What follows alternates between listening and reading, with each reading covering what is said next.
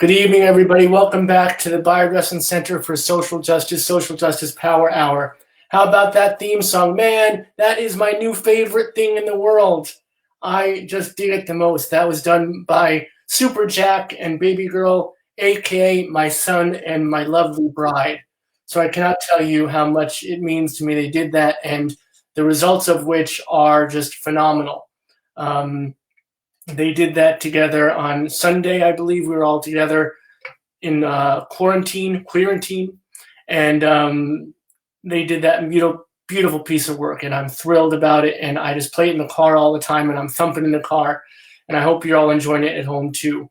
So welcome back, and thanks for joining us. It's been an incredible week thus far at the Social Justice Power Hour, starting off with our Drag Queen Mondays, starting with our beautiful lady Keontae, who did incredible numbers in her attic, and then had great conversation. Tuesday we got Mello, and our wonderful yogi master Jasmani took us to social justice nirvana at Queer Yoga. And on Wednesday last night we talked to Gavin Grimm, and gosh, that was just an incredible experience to someone so young and so present and so full of life and meaning. And instead of being defeated by all the things that he had to go through, he is lifted up, and in that lifting up, he lifts us all up. And I enjoyed that conversation so much.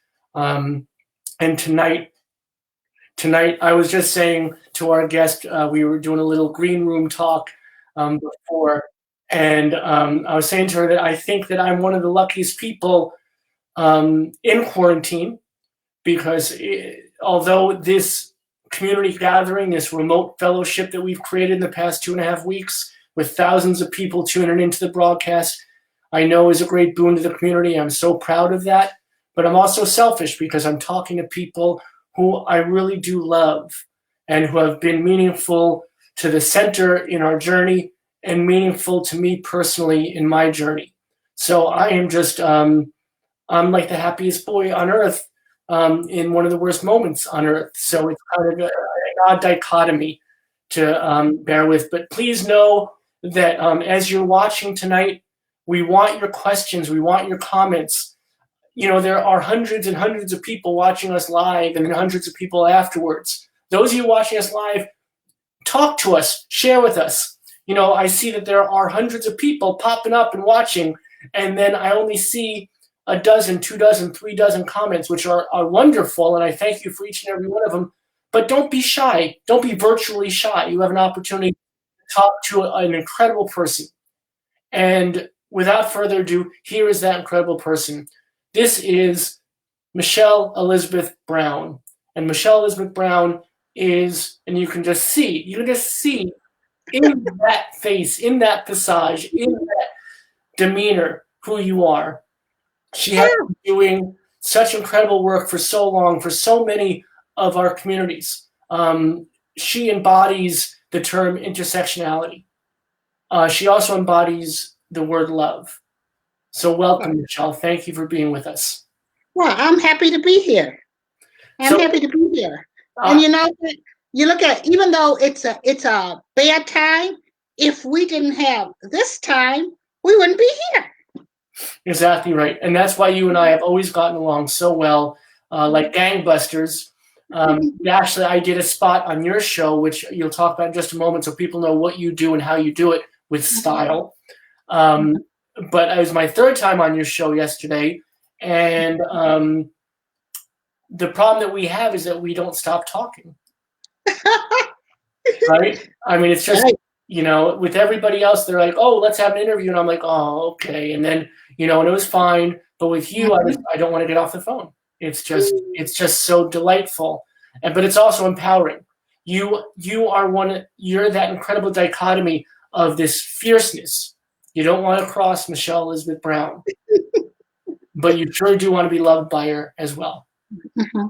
So tell us what you do, please. Well, you know, the elevator pitch is, okay, I'm an activist. I think I've been an activist like forever.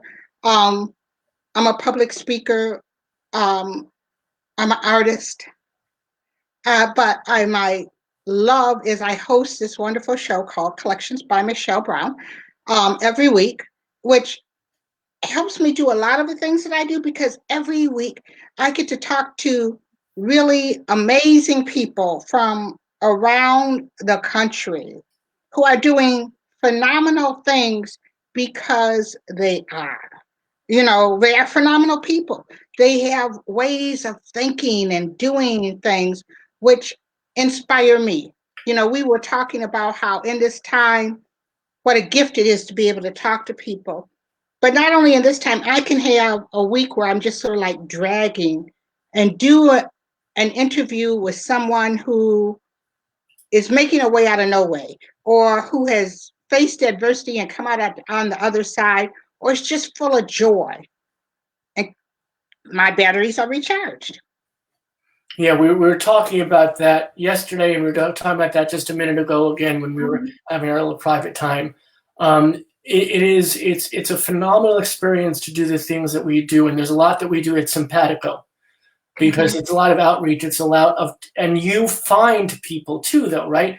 You journey across the country, across the world, and how do you find people? How do you find folks that you want to interview, to talk to?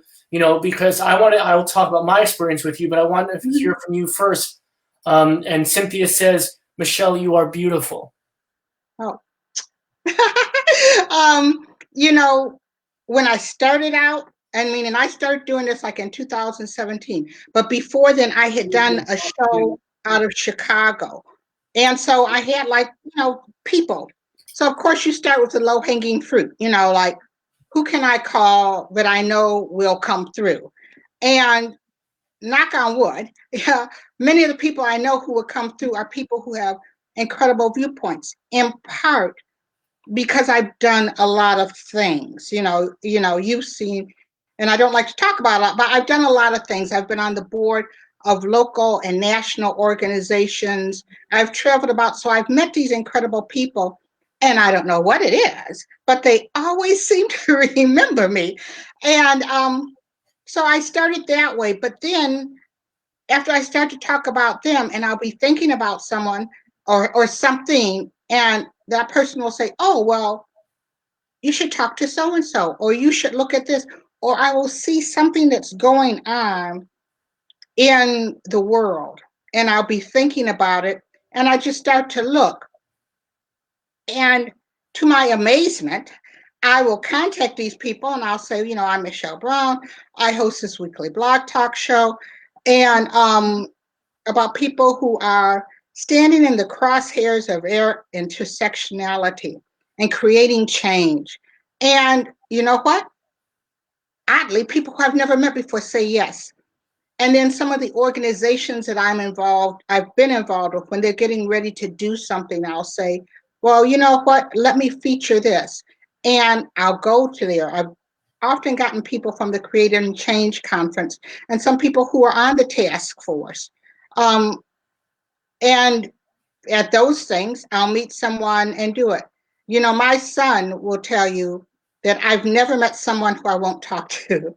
And often that's the case. And I tend to be passionate about what I do. And although I'm a talker, I hear people. And someone will be telling me about something that they're really passionate about, and I'll listen. And then I'll go like, And then later on, I think that this is something that someone needs to find out more about. And it just sort of like, it's the luck of the draw. I would like to say that it's all very well focused and stuff, but I try to do some things that are timely, some things that are just people who I think people should know about. And knock on wood. It's just, I told you I do all kinds of things. I write and I'm an artist. I do poetry. And through poetry, one year I met Andrea Jenkins. She's a poet. So we're sitting in a bar. I forget where we were. Anyhow, talking about poetry, she gives me her book. So then later on, I had featured her on my show as a poet. And then as a poet, then she said, well, I'm thinking about running for office. I said, oh, so what happens? She gets elected in Minneapolis on their city council She's the vice chair of the city council. She's a trans woman. It made all the news. And then later on, I just pick up the phone and say, Andrea, I want to talk to you about something. And it just, serendipitous. I think that's the word. It's definitely serendipitous. It's a journey, right? And that's been the center too for us. It is, but I think that, and I used to say it was lucky. For the first 6 months or so, I said, we're so lucky that these things are happening. That we're having Gavin Grimm, that we're having Hugh Ryan, who wrote When Brooklyn Was Queer, that we're having all these folks in the center, that we're having, two of the founders of the Gay Liberation Front. We're having all these incredibly important folks come visit us. We have Walter Nagel, Bayard Rustin's partner, come out. And then I realized I had to give the center its due. And you have to give yourself the credit too. And I love to use the word serendipity and not luck, because luck says fate is in control of almost all of it. Serendipity, I think, allows for there's a direction involved. And what you said when you were talking, and I didn't want to interrupt you, but you said, there's really no direction. This is kind of, I go here, I go there, but there obviously is. Your journey is so incredibly infused with your intelligence, with your passion, with the work that you're doing, and it informs how you're finding these folks. And you say that you're lucky these people said yes. You're not lucky, it's because of who you are. The moment that someone starts talking to you, the moment that someone has the opportunity to meet you, to spend 2, 3, 4 minutes with you, they know who you are. You're genuine. And that's unfortunately rare, but it's also beautiful. And I think that's what people respond to. We all do a lot of good work. There's a lot of people doing incredible things in our community. And that's wonderful. But there's also a rarity of people doing it for the right reasons, because they care about the community as a whole and they want to bring people together. And that's what you're doing. We lost you, so I hope you'll pop back on. We have momentarily lost Michelle, so I'll keep talking about how wonderful she is, and hopefully she'll come back on while I do that. But Michelle came to my attention. She invited me to be on the show, and I think she's back, so just give us a second. There you go, you're back. All right, you'll be back in just a moment. Everyone sees you again. Thank you. So I was just about to say, but I'll wait for later to tell that story, because I want to talk about you, because one of my concerns was, and it's already happened, you started off telling your story and said, well, I'm not going to go into that. I'm not going to go into my history. I'm not going to go into my activism, but that's why you're here. You have done so many interviews. It's time to be interviewed.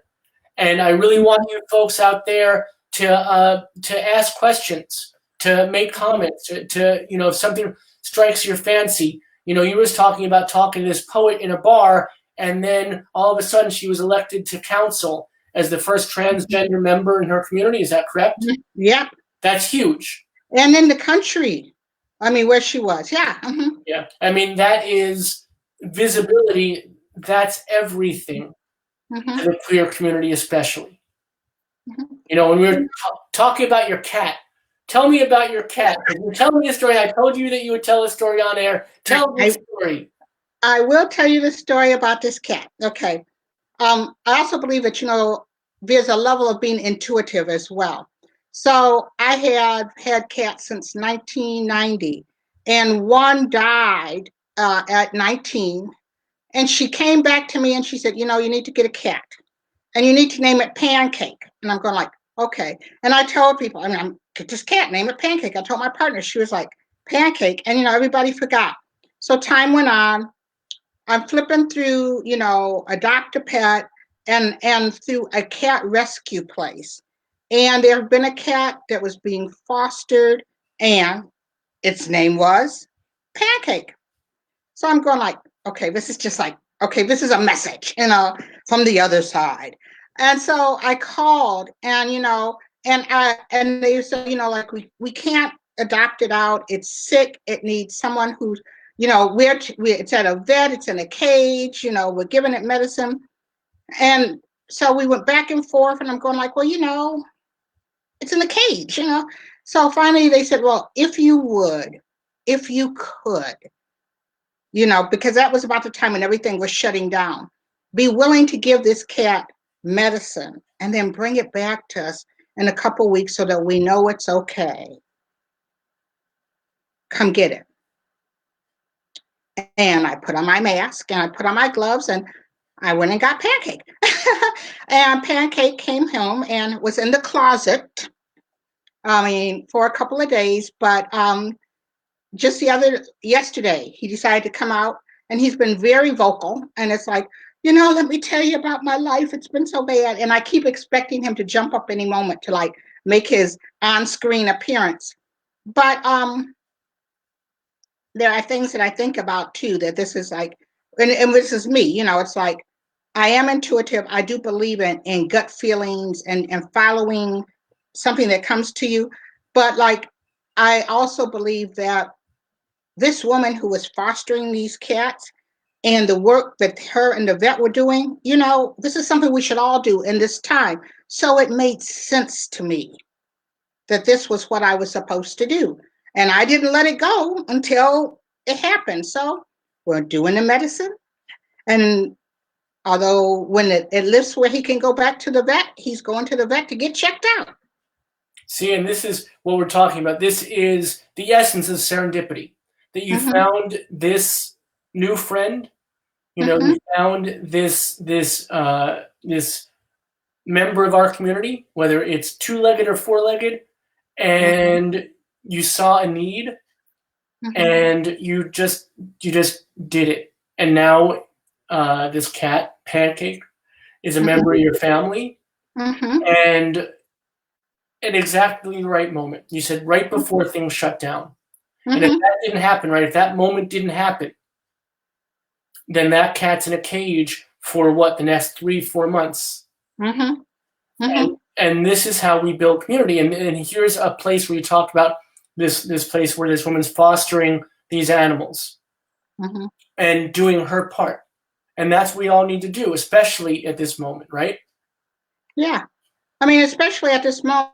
And, and I think that if you know me, I love animals. I love kids. I've been involved in a number of programs that involve kids. And that's part of what drove me to you because, okay, and I also believe in civil rights. Okay, there's no coincidences. And I have been thinking about biodiversity. And I saw the name of your thing. But what really got me was here is this beautiful picture of these kids hugging you.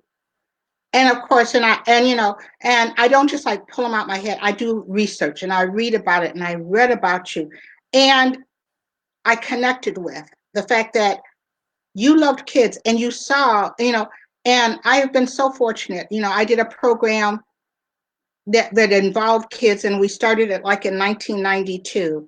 And some of them now who were like, are just like teenagers. Now I see how they've grown and become these socially conscious, caring adults.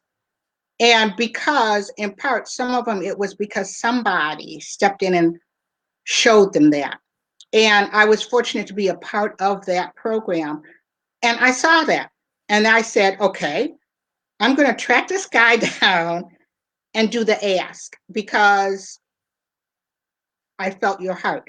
And sometimes that's what I think in community work you do is you feel people's heart. You see how they do. I've been a part of a lot of really huge organizations. I was on the board of the National Black Justice Coalition. I was on the board of governors for the Human Rights Campaign, really big organizations. But I've been on community-based organizations too. And one of the things is that you have to see that heart, whether it's big or small. And if that heart is simpatico with yours, you go forward to build. There it is. Yeah, so I found the picture. It is actually, this is one of my favorite pictures too.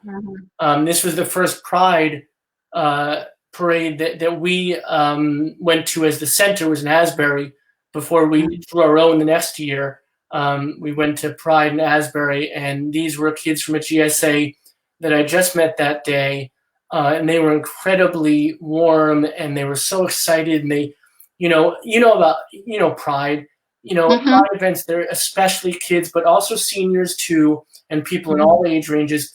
It's sometimes their first time of seeing and being seen, of being recognized, of feeling safe even. And it's such an incredibly special, important moment. And this is everything, right? So I'm so glad that it spoke to you in the same way that it speaks to me. I can't see it even now without getting a little, verklempt. Well, sometimes people will say, well, what got me into doing this kind of work and feeling that way? Because at a time when I was trying to figure things out and that there were people, and we all go through, sometimes you might not be tight with your parents, and, which came later, but this was at a time when I wasn't. But there was an adult, a woman, who was very much about community, and who had me passing out flyers to get people to come out and vote and going to meetings with her. And she took that interest in me and told me things about looking at things bigger than me and my little issues that I thought were just like so horrendous, and about being community.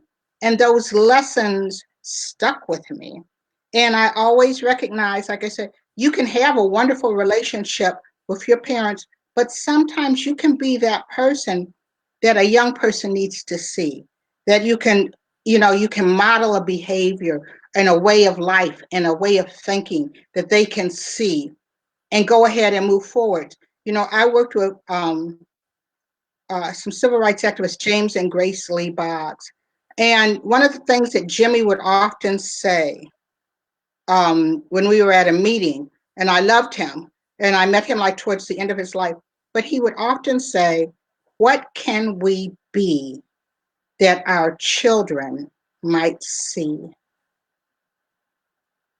And sometimes when I'm not sure which direction I'm going, I take a step back and I remember those words, because whether they're itty bitty kids or teens or whatever, it's like how we talk about politics, how we talk about the earth, how we talk about the world.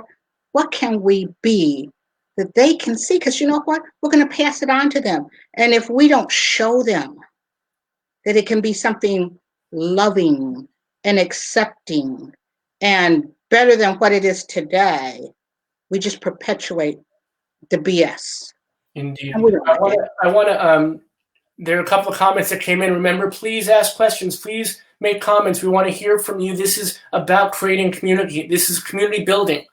Claire Walton says, thank you for advocating for those with 4 legs as well as those with 2. So that's going back to Pancakes. So we all thank you, and Pancake thanks you. Sandra says, awesome to hear more about this picture. Sandra is one of the wonderful people who comes and volunteers at the center. She inspired our LGBTQIA family gathering, which in better times we held every Friday afternoon, and we will again, and we hope to do it virtually as well. So she's seen the picture in the center, I guess, and now she knows more about its origins. And also she says, and quote unquote, meet this awesome lady. Thank you for sharing. And then we have a question. Cynthia asks, what were your best interviews? Wow, my best interviews. Well, one that, you okay? I'm just saying, some of your best interviews. How many have you done 3 with? I'm just curious. I'll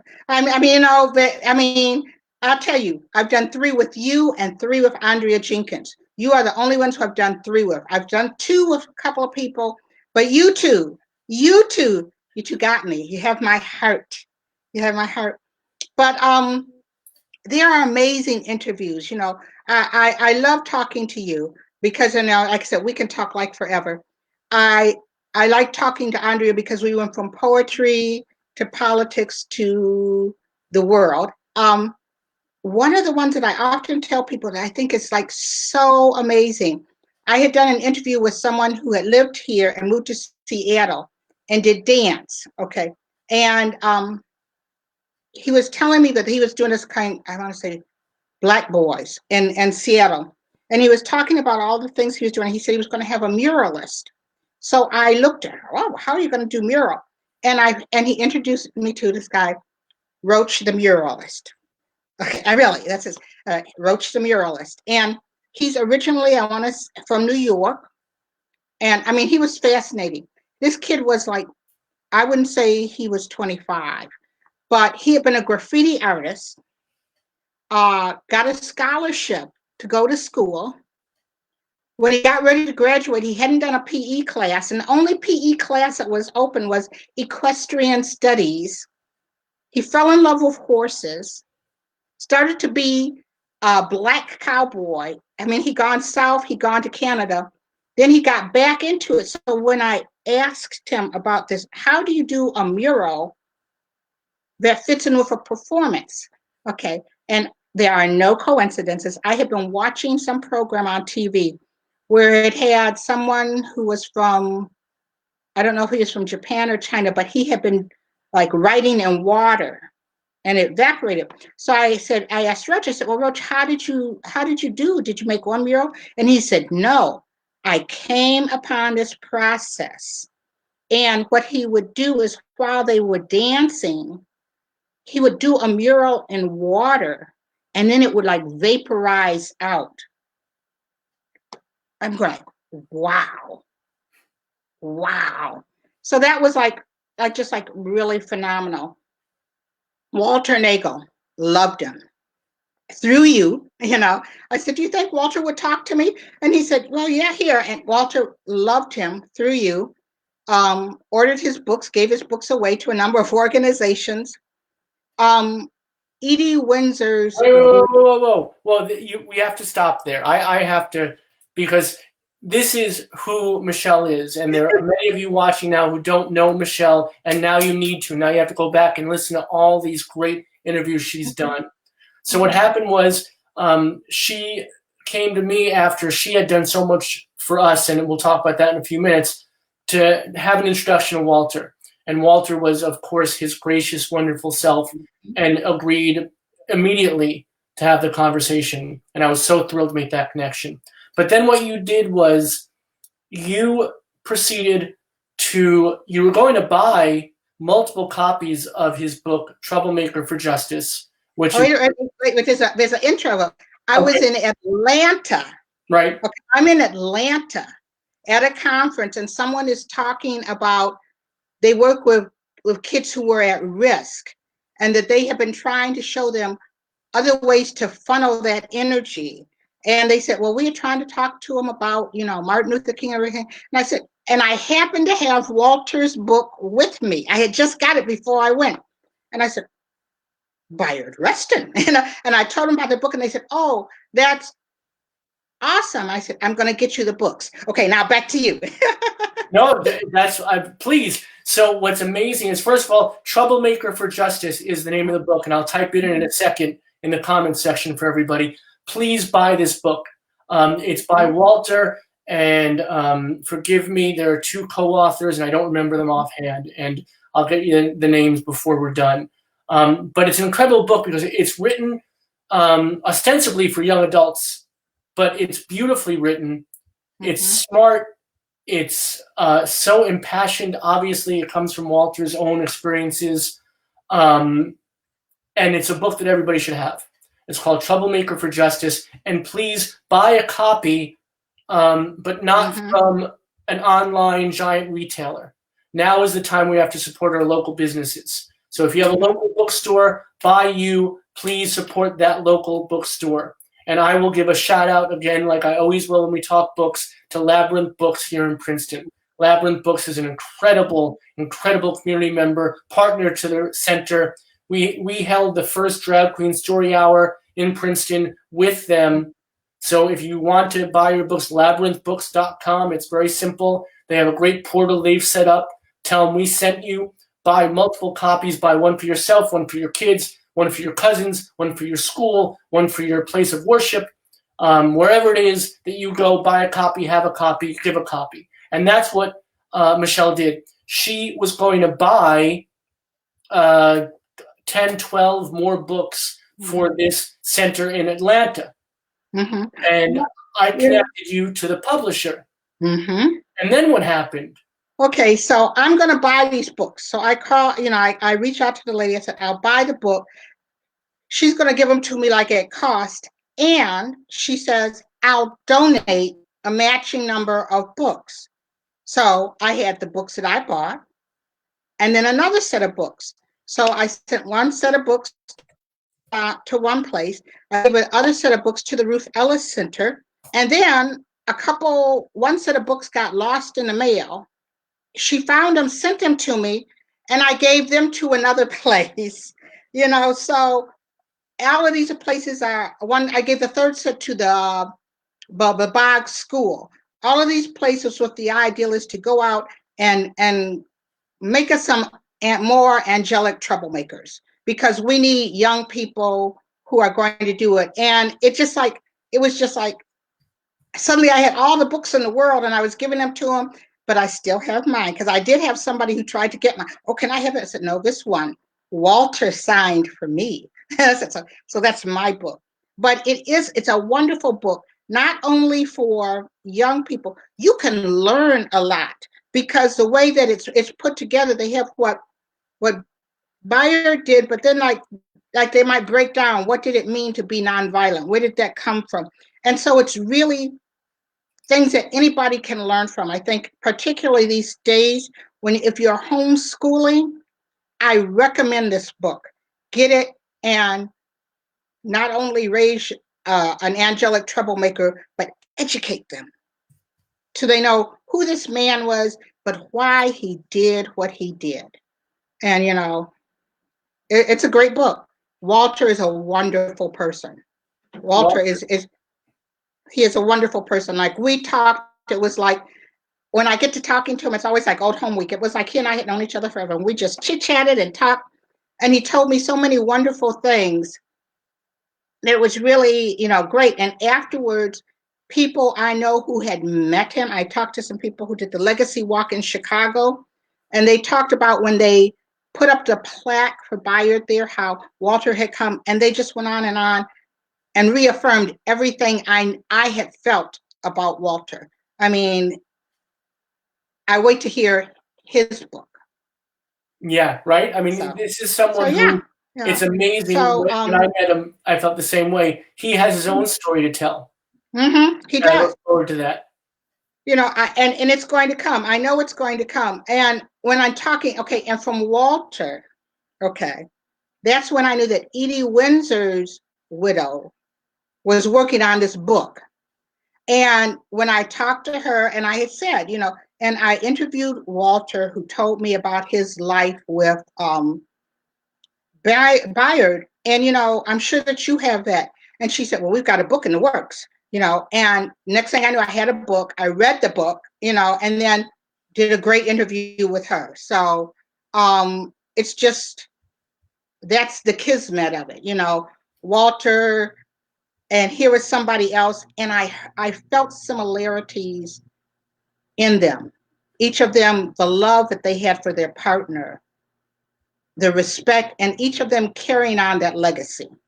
So how did we get there? I don't know. We were talking about interesting interviews, so No, that's what it is. I mean, that's what this is. It's a conversation about you. But I've been bursting. My heart is bursting talking to you. I have to say this. You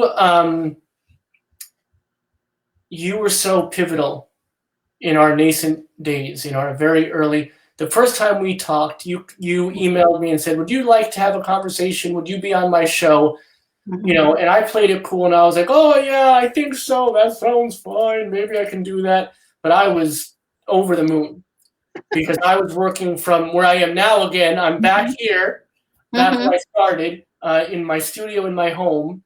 The center was not a center. It was a figment in my, not my imagination, but my spirit and my dream. And it's what I wanted to create, but it wasn't anything, we had gotten our 501c3, we'd gotten our board of directors, and they're an incredible array of folks. And our community outreach coordinator at the time, Carol Watchler, came over once a week, and we would have tea, and her tea always half a cup, just half a cup.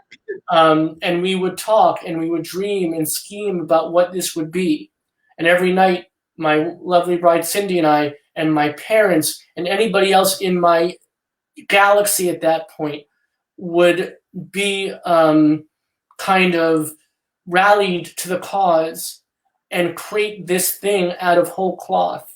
And there was you, this beacon, who said, I see you, I recognize you. There's something about what you're doing I want to talk about.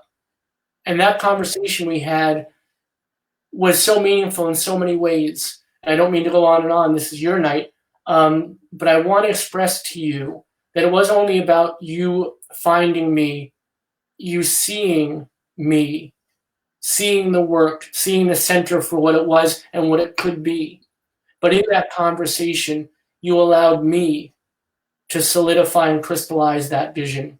And I'll never be able to thank you or repay you enough, but know that you're always in my heart because of that. And the work we do, any of the good works we do, are very much inspired by and created by that conversation.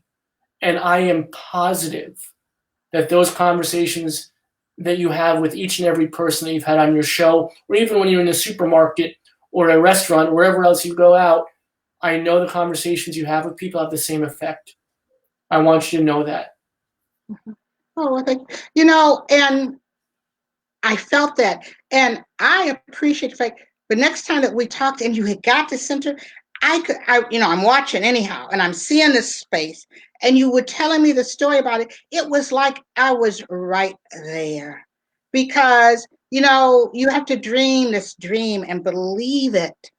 And how you go, like when I said, what can we be that our children might see? I heard that in you. And then you were telling me about this space, and I saw it. And and like I said, I've been with a lot of organizations and stuff, and sometimes they get so big that they forget that part. And here was a space with heart. Even down, I could feel walking with you, and how when you look down the alley and you saw, here's this place for rent. And it was like, wow. I felt it, and I just knew that it was going to be. And to watch how you did that, and to make a space, the family thing, we always talk. And that's, the yin yang part of being, as much angst as many people in the LGBTQ community have about their families, we have this opportunity to come together and make new families. And to be able to see that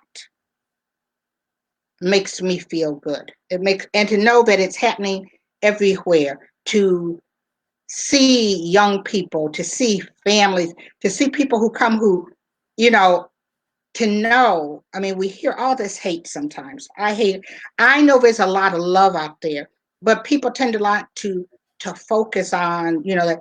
But when you talked about that first Pride that you had last year, and all these people are coming out, it was as if I was there walking along. And that's why I said sometimes I can have like a down kind of day, but it's these interviews and hearing this, and having talked to someone and hearing their hopes, their dreams, their aspirations, and then seeing it come to fruition, to see the love. That's just like, that's it, that's it. I tell people often, I might not have a big bank account, but the bank account of my heart and my hopes for our community and our beloved community. And when I say our beloved community, when people say, oh, our community, you just mean LGBTQ? I said, no, our beloved community. To see that coming to fruition, that gives me hope. That lets me know that we are going to be all right. We're always going to be all right because we have you. So do you mind if I ask you a personal question? You've mentioned Sure. your partner, and you mentioned family. I'd love to hear, and I know that the folks who are watching, one of the things that we talk about with almost all of our guests is how they identify who they are, how they came out, and who they have in their life that they love, whether it's a chosen family or a family that they're born into. Would you mind sharing some of that with us? Sure. Well, I'm a little girl from the east side of Detroit. And I think that when I came out, I was an adult. A lot of the time, I have a son. And I think that there was a period of time when I devoted my entire life to my son. And then once as he started to get older, I said, I can start to look at things and explore things that I kind of knew, sort of felt for all my life. I had a very loving and supportive mother. She's passed on. I was single a very long time. Recently, well, it's not been that recently. It's been 6, 7 years now. Um, it was funny, how you look all around and you're looking for people. In fact, I had given up on looking because I had had people who had Googled me and said, I don't want to go out with you. Some people are out, but you're just too far out there. And my son doesn't live in this city anymore. I get to go and visit him. And I was online and how you hear a lot of people who do, and I was talking about how I wasn't feeling well. And a beautiful soul said, you should try vitamin C. And I'm going like, yeah. And I said, well, he said, do you have it? I said, no, I don't. Turns out she lives right around the corner, like 5 minutes away. And she came and brought me the vitamin C. And as they say, the rest is history. But it was funny because I never do anything halfway, obviously.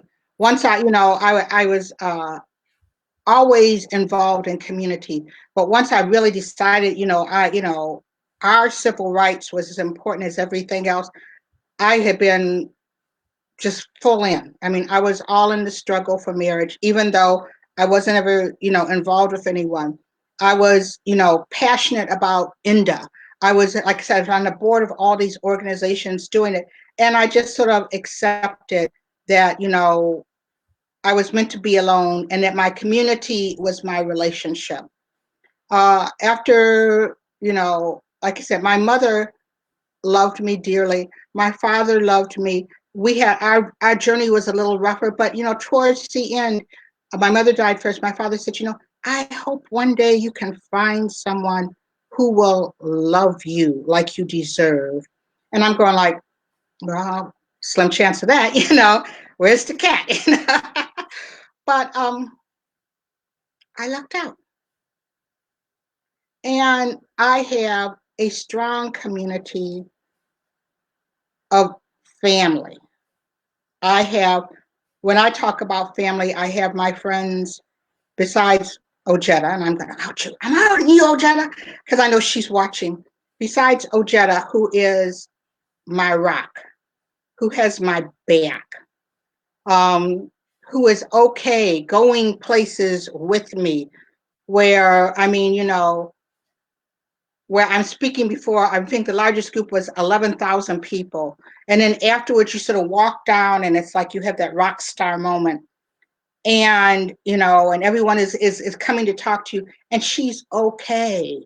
And she has my back. And when it's time and she sees I'm tired, she says, okay, come on. She shepherds me to the car to get me out, back to go in. She has been my rock. But throughout that, I have people who have been more than a family. And I'm gonna give them a shout out to Jan Stevenson and Susan Horowitz, who are the publisher and editor and owner of our paper here, Between the Lines, who, as I started to find my voice in writing, have always given me a forum to write. And even when it's just my own personal opinion, and their commitment to the community. And I've always had a place to go. Like when I call, if I'm sad, if I'm there, they are there for me. And in fact, with Susan and I mean, we fought to fight for marriage here in Michigan. We had a ballot initiative that didn't pass, but we were right there. But the day that we got marriage and with the Supreme Court, I called Susan and pulled over to the side of the road, and we just laughed, cried, and because that had been our struggle, that had been it. So I have people who are like that. I have people, my twin, I call him my twin, who someone who my mother adopted, Lee Brackney, who is there for me. My mother loved her, and she's my twin mother, twin from another mother, who is right there, and her partner Shay, who for many a year, every Sunday night, that's where I went for dinner.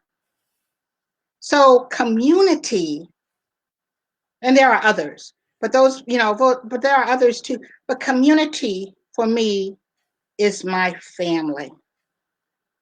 And they have been there for me. My mother, like I said, when my mother died, my community stepped out and did everything. They were right there with it because they loved her and she loved them. So that's a big part of who I am. So when people talk about family, I get that. I mean, and as much as it is important to have your biological family, you know what? We've got a lot of family, and that's the beauty and the strength of the LGBTQ community that I will say in many places and at many times has saved me, has lifted me up, and has had my back. It's beautiful, and I feel the same way. It's amazing community. I am honored to be able to be of small service, to bring people together. One of the things, well, you're part of my family now too. So, and speaking of community, I want to talk about this before, because we have about 10 minutes left. So if you have questions or comments, please do post them, write them. It's virtual, so we're not going to see you. We'll see your name, but we're going to please share with us. We have a lot of folks watching and not a lot of folks talking. And we can talk all night, but we'd love to hear from you too. Tell me about Detroit. Have you lived in Detroit your whole life? Born and bred, which is interesting because my mother was also born here. So at a period of time, there are many people who have roots somewhere else. And when they would ask me, well, where are you from? I'd say Detroit. And they say, oh, well, we mean, where's your mother from? I'd say Detroit, And Detroit is an interesting place. It's big, it's small, it's going through a lot of changes now. Like what you see in many cities, often that I talk to other people about the impact of gentrification, the impact that it has on the LGBTQ community, even though there has been a time when people talked about cities. I want to say it was it Richard Florida who wrote, I can't think of the name of a book, but anyhow, he talked about the seeds of a new economy. Part of it involved,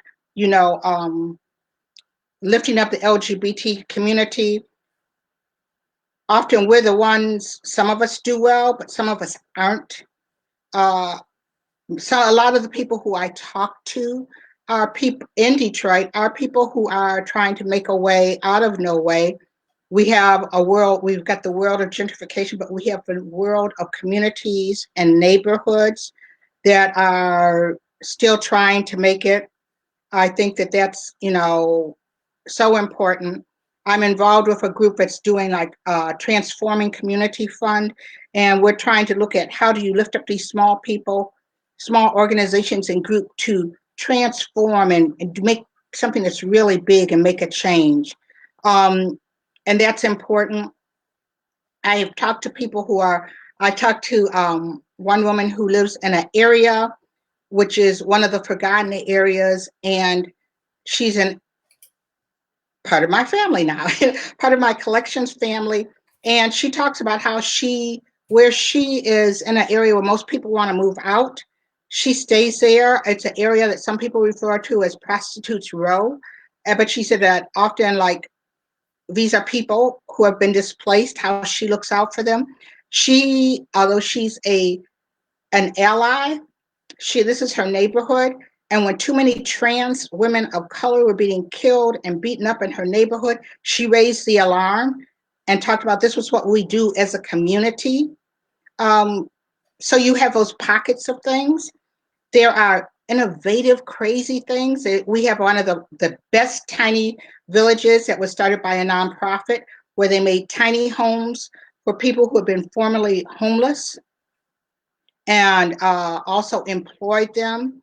And all of these, it's like about 4 blocks of tiny homes. They're solar powered right here in the heart of Detroit. Then we have downtown where we have all the stadiums. Of course, it's still the home of Motown, and music is a great part of Detroit. We still export a number of really great musicians. You'd be surprised how many people who are in the music industry, and if you talk to them, they'll go like, oh, well, you know, Detroit is part of their history. A lot of great activists have come from here and go forward. One of the people who I was talking to in Atlanta had lived in Detroit. We have a lot of great thought people who are thinking about new ways of thinking. I think of Adrienne Marie Brown, who has written a book about pleasure activism, who says basically being activism doesn't mean that you get all used up and then burned out, but it's something also that gives you pleasure. So it's a great city. It has a big history, a history in activism, in civil rights, in labor. I say we've had some Ruth Ellis, who was the Ruth Ellis Center. She was over 100 when she died. She was an out lesbian. There's a great center built in her name. So it's a complex city, but it's a place with a lot of heart. And even people who no longer live here, oh, nude bicyclists, hey. It's a place with people with a lot of heart. And if you find people who are really passionate, you'll find Detroit.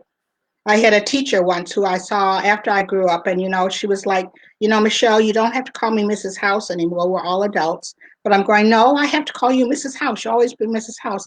But she was saying that as she traveled around, what she had found was many of the people who had come from here were still very passionate about things, about community, and happy to have done that. And there are things that we did here that we were able to do. You know, the work of James and Grace Lee Boggs, which have impacted activists and thought across the country. We're right here.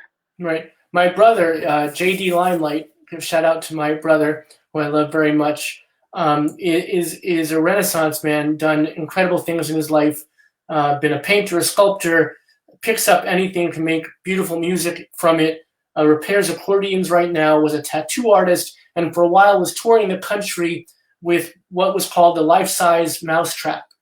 And what they would do is they would go into cities and they would build a life-size replica of the mousetrap from the board game. And it was phenomenal. And I remember one of the places he visited was Detroit. He was quite taken with it, with the spirit of the town and what was there and the culture and the activism and all of it coming together. I remember that he spoke really highly of his experiences there. Well, I'm going to get to Princeton, and you're going to have to come here. Oh, 100%. You are going to sleep with us, both literally and figuratively. You're going to come to Pride. You're going to come to the center. We're going to give you the grand tour, and we're going to love having you here. And I would love to come to Detroit. That would make me very, very happy. I appreciate the invite and the warmth. Oh, yeah. Yeah, everywhere I'm going to take you to see the Diego Rivera Museum and the DIA, down to those tiny homes where formerly homeless people are living. That's beautiful. Diego Rivera is one of my heroes. When I taught art in middle school, I would often talk about Diego and, you know, doing that fresco in Rockefeller Center, you know, and putting Lenin on the wall and trying to get away with it. And Rockefeller's like, who the heck is that? And that's Lenin. He's a hero. And Rockefeller's like, no, he's not. and frescoes, I don't know if you know, but frescoes are painted into the plaster of the wall, so you can't just kind of put some turpentine and get rid of it. They had actually knocked down the wall.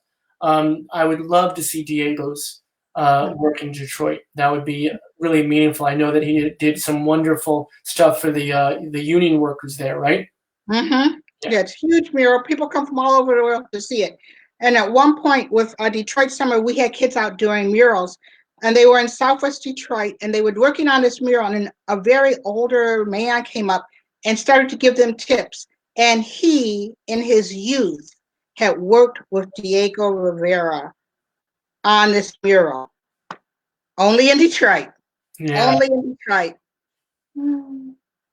Cindy says Cindy's coming with me, so we were talking before.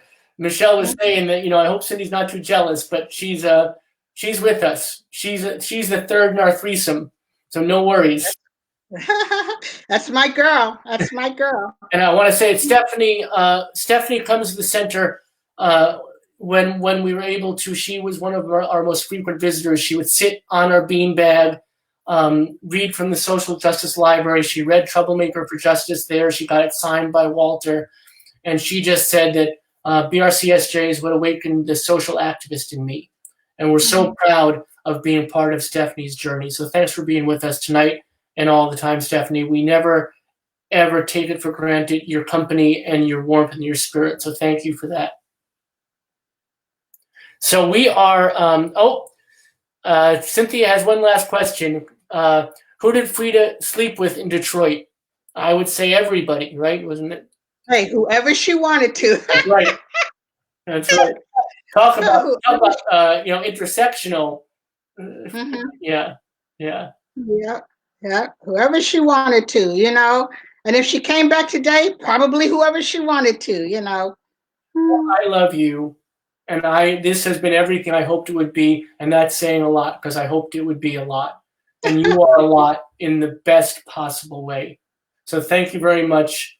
I cannot wait for us to be together physically, whether it's in Detroit first or here or both simultaneously, and we just do a grand week where we go back and forth, whatever it may be. I know it's going to happen. I'm so looking forward to it, but I cherish this night as much as I cherish our first conversation and every time we talk thereafter. Thank you for who you are. Continue the conversation. I never feel like it's goodbye with you. It's just like until we talk again. Indeed. So do you want to hang out while I do my spiel for the next couple of days, or do you want me to make you disappear? I'll hang out. I would like that. So tomorrow night we're doing our virtual open and out mic night, and we encourage everybody. Maybe you want to come and do a poem. We have already set up a tremendous roster of folks. I am very excited about this. I want to shout out to Haley, who coordinates our open mic, and we've been working together to do this. And tomorrow night we have over 10 folks that have already signed up virtually to be with us, and they run the gamut, run the country from California, Chicago, Boston, and back here to Jersey. So please come out tomorrow night, join us at the open mic. Some of it will be heavenly and some of it will be truly awful, but all of it will be with spirit and with joy and with heart, and we're looking forward to bringing our whole community together again in that. It's so important because not only do we have to have these meaningful conversations, which are fun, and we laughed a lot, we cried a little, but we also have to have the entertainment, and we have to sing, we have to raise our voices. I remember we had an open mic a couple of months ago in the center. We have them every second Saturday when circumstances allowed, and we ended up not performing at all. We ended up sitting down for a moment and starting a conversation. And of course, you appreciate this more than anybody probably. That conversation lasted the entire evening. And at the end of the evening, as chief activist, I had to apologize. I said, we didn't have an open mic. We didn't sing. And Haley, and this is when I fell in love with her, she said, we sang our stories. We sang our stories. So tomorrow night, come out with us and sing our stories. And all next week, we have a bunch of other incredible things coming at you. We have our Drag Monday with Sissy Walkin. We have our queer yoga on Tuesday. And we have a couple of really special surprises coming up for you the rest of the week. So be with us every night, 7 p.m. here, every weeknight, 7 p.m.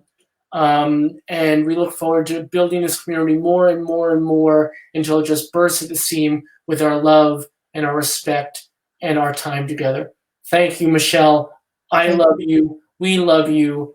And I'm going to play out everybody with our new beautiful theme song.